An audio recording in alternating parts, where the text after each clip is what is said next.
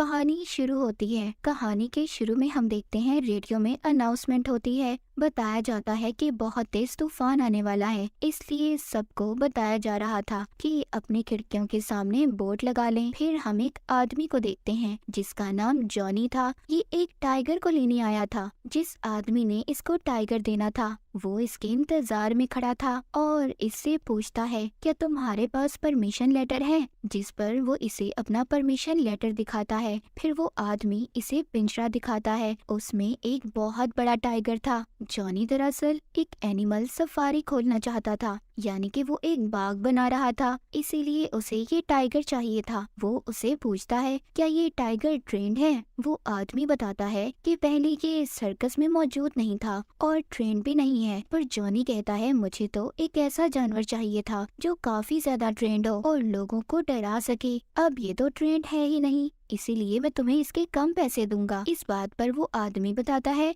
कि अभी अभी ये एक घोड़े को खा गया और खड़े खड़े इसने 300 लोगों को डरा दिया। This cat attacked a circus horse. ये कहानी जब जॉनी सुनता है तो अब वो टाइगर लेने के लिए तैयार हो गया था। जाने से पहले वो आदमी जॉनी को ये भी बताता है कि इस टाइगर ने 2 हफ्ते से कुछ भी नहीं खाया, यानी वो बता रहा था कि वो कितना ज्यादा खतरनाक है और जॉनी को इस टाइगर से बचकर रहना था। वो आदमी जॉनी को टाइगर का पिंजरा भी बदलने का तरीका बताता है। इसके बाद हम एक लड़की कैली को देखते हैं, उसके साथ उसका भाई भी मौजूद था। जॉनी दरअसल इनका स्टेप फादर सौतेला बाप था, मगर ये दोनों इसी के साथ रहा करते थे। वैसे तो केली ही अपने भाई का ख्याल रखा करती थी, मगर अब इसको कॉलेज जाना था, इसीलिए अपने भाई को केयर सेंटर छोड़ने आई थी। इसको अब जाना था। ये अपने भाई को गुड बाय बोलती है। जैसे ही ये गुड बाय बोलती है वो रोने लगता है, चिल्लाने लगता है, मगर पास खड़ी एक लेडी उसे चुप करवाती है। और तभी यहाँ पर एक और लेडी आती है और इसको बताती है कि हम कैली के अकाउंट से पैसे नहीं ले सकते, इसके अकाउंट में कोई मसला है। यहाँ कैली को पता चलता है कि इसके अकाउंट में जितने भी पैसे थे वो जॉनी ने निकलवा लिए थे। अब इसके अकाउंट में कोई भी पैसे नहीं थे। दूसरी तरफ जॉनी जो टाइगर को लेकर घर वापस आ गया था। यहाँ पर और भी बहुत सारे वर्कर थे जो जॉनी का इंतजार कर रहे थे। वो उसको देखकर सभी काम पर लग जाते हैं। तभी वो टाइगर जो इतना ज्यादा खतरनाक था वो उनमें से एक वर्कर की उंगली को काट लेता है। उसकी उंगली बहुत जख्मी हो गई थी।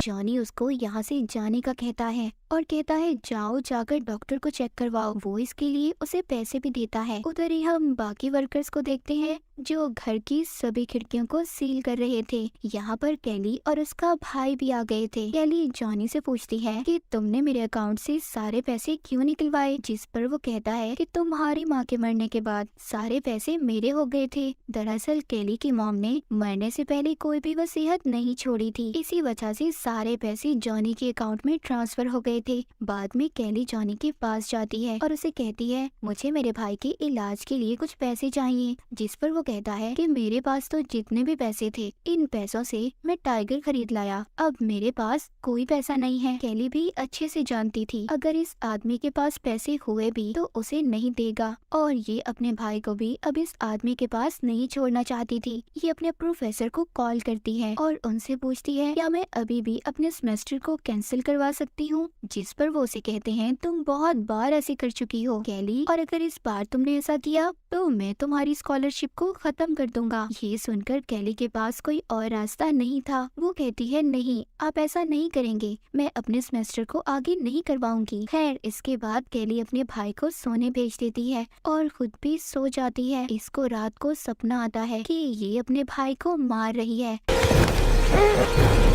ये डरकर उठ जाती है। बाहर बहुत तेज तूफान था। हमें बाहर एक आदमी को भी दिखाया जाता है जिसका चेहरा नजर नहीं आता, मगर कोई था जिसने टाइगर को घर के अंदर छोड़ दिया था। उधर कैली को जो डरावना सपना आया था ये अपने भाई को देखने चाहती है। इसका भाई तो आराम से सो रहा था, पर इसको यहाँ पर एक लिखा हुआ नोट मिलता है जो जॉनी का था, जिसमें उसने लिखा हुआ था कि वो स्टोर जा रहा है। इसके बाद कैली फ्रिज से पानी लेने जाती है, पर जब ये पानी लेने जा रही थी तभी ये सीढ़ियों में खड़ी टाइगर को देखती है जो इसके घर में है। ये उसे देखकर बहुत ज्यादा डर जाती है और एक कमरे में जाकर दरवाजा बंद कर लेती है। ये चाहती थी कि किसी तरह ये इस घर से बाहर निकले। ये खिड़की के रास्ते से बाहर जाना चाहती थी, मगर जब ये देखती है तो खिड़कियों को भी सील कर दिया गया था, यानी कि वो सब बंद थी और उनके आगे बोर्ड लगा दिए गए थे।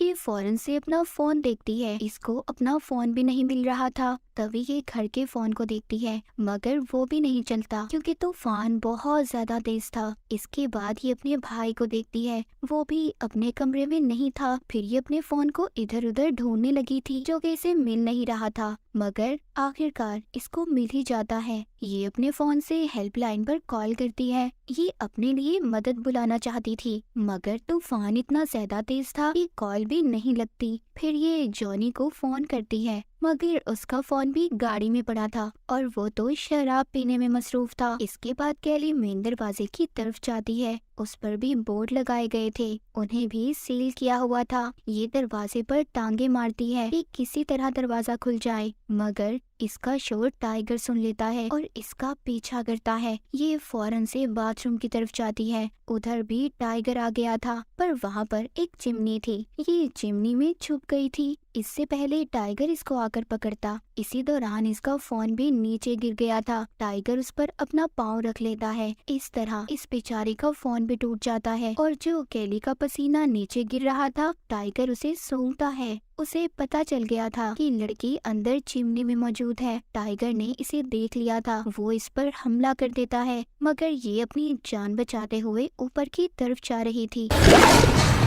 तभी ये अपने भाई को देखती है। ये दोनों एक कमरे में जाते हैं जिधर लैपटॉप पड़ा था। ये इंटरनेट पर किसी से बात करना चाहती थी, किसी को मदद के लिए बुलाना चाहती थी, मगर इंटरनेट भी नहीं चल रहा था। तभी अचानक से टाइगर इस कमरे में दरवाजे तोड़ने लगता है। ये अपने भाई को लेकर बेड के नीचे छुप जाती है और साथ ही में एक परफ्यूम लेकर बेड के इर्द गिर्द छिड़कने लगती है ताकि टाइगर का ध्यान भटका सके। मगर टाइगर ने इन्हें यहाँ भी देख लिया था। वो इन्हें खाने की कोशिश कर रहा था और खुद भी बेड के नीचे आने की कोशिश करता है, मगर ये दोनों दूसरी साइड से निकलकर भागकर किचन की तरफ जाते हैं। किचन में जो गोश्त पड़ा था, ये उसमें दवाइयाँ मिलाकर इधर उधर उसे फेंक देती है। फिर ये दोनों एक और कमरे में जाते हैं, मगर टाइगर ने इन्हें यहाँ भी देख लिया था। वो अपने सामने मौजूद सुराखों में से इन्हें देख रहा था। लकड़ी की दीवार को भी तोड़ देता है ताकि इनके पास आ सके, मगर कैली उसके आने से पहले अपने पास मौजूद दीवार में सुराख कर रही थी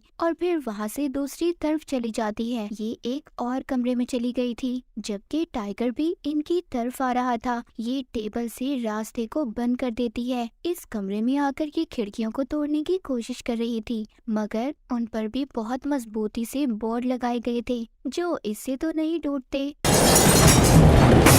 तभी ये बंदूक की गोलियों को देखती है और बंदूक को इधर उधर ढूंढने लगती है, मगर इसको बंदूक तो नहीं मिलती। लाइफ इंश्योरेंस के पेपर्स मिलते हैं जिसमें लिखा था कि इसकी और इसके भाई की मौत के बाद जितने भी पैसे थे वो जॉनी को मिल जाएंगे। इन सब बातों से अब इसको थोड़ा बहुत अंदाजा हो गया था कि कौन है जिसको हमारे मरने से फायदा हो सकता है और हमारे मरने की प्लानिंग कर रहा है। कैली रोने लगती है और गॉड से मदद मांगती है। तभी उसे बंदूक मिलती है। ये अब बंदूक में गोलियां डालकर आगे जाने लगती है। ये बंदूक से टाइगर को मारने वाली थी, पर वो नहीं चलती। अब टाइगर इसके पीछे पड़ चुका था। ये टेबल के नीचे छुप जाती है। इसके बाद कैली किचन की तरफ जाती है, मगर टाइगर इसका वहाँ भी पीछा कर रहा था। वहाँ पर कैली टाइगर को चूल्हे पर आग से थोड़ा सा जला देती है, मगर वो ज्यादा नहीं जलता। तभी इसको यहाँ पर एक खिड़की नजर आती है जो खुली थी। उसके आगे बोर्ड नहीं लगा हुआ था। ये उस खिड़की से बाहर जाकर गाड़ी में बैठकर उसे चलाने की कोशिश करती है। तभी इसको अपना भाई याद आता है। ये उसे अकेला ही अंदर नहीं छोड़ सकती थी। ये अपने भाई के लिए वापस अंदर आ जाती है और उसे यहाँ वहाँ ढूंढने लगती है, जो कि एक कोने में बैठा बिल्कुल खामोश और डरा हुआ था। ये अपने भाई के पास जाकर कहती है कि मैं तुम्हें कभी नहीं अकेले छोड़ूंगी और हर मुश्किल में तुम्हारा साथ दूंगी। कैली उधर ही एक डंडे पर कपड़ा बांधकर उसमें आग लगा देती है और फिर आगे जाती है। वहाँ इसको टाइगर मिलता है। इसने उस पर गोली चला दी थी ताकि वो मर जाए, मगर उसको तो कुछ भी नहीं होता और साथ ही इसने जो कपड़े पर आग लगाई थी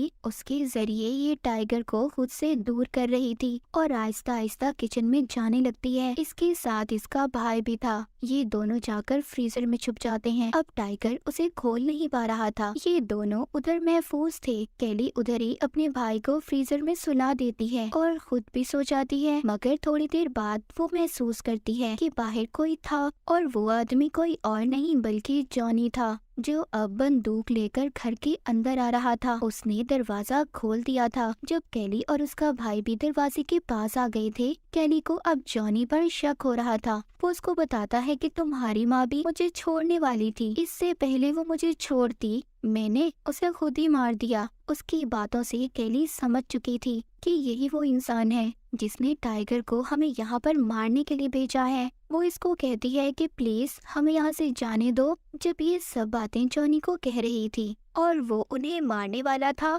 तभी टाइगर जॉनी पर हमला कर देता है और उसे जिंदा ही खाने लगता है। जब टाइगर उसको खाने में मसरूफ था, तभी केली आहिस्ता आहिस्ता अपने भाई को लेकर बाहर की तरफ जाने लगती है और ये दोनों अब घर से बाहर आ चुके थे। केली ने अपने भाई को बचा लिया था, जबकि वो इंसान जो इनको मारना चाहता था खुद ही बेचारा टाइगर का शिकार बन गया। केली अपने भाई का हाथ पकड़ती है और चली जाती है। तो इस कहानी से हमें ये सबक मिलता है कि अगर हम किसी के लिए बुरा सोचेंगे या फिर कुछ बुरा प्लान करेंगे तो उसकी सजा हमें जल्द या देर में मिलेगी जरूर। इसीलिए हमें किसी को भी नुकसान नहीं पहुंचाना चाहिए। जैसे जॉनी ने इन दोनों को मारने की कोशिश की, मगर खुद ही बेचारा मौत की नींद सो गया। जबकि केली ने अपने भाई का ख्याल रखा, हालांकि वो खुद भी मुश्किल वक्त में थी, फिर भी उसने अपने भाई को अकेला नहीं छोड़ा, हमेशा उसका साथ दिया। तो आप भी अपने प्यारों का ख्याल रखें। मूवी के आखिर में हम केली और उसके भाई को एक साथ देखते हैं और इसी के साथ ये मूवी यहीं पर खत्म हो जाती है।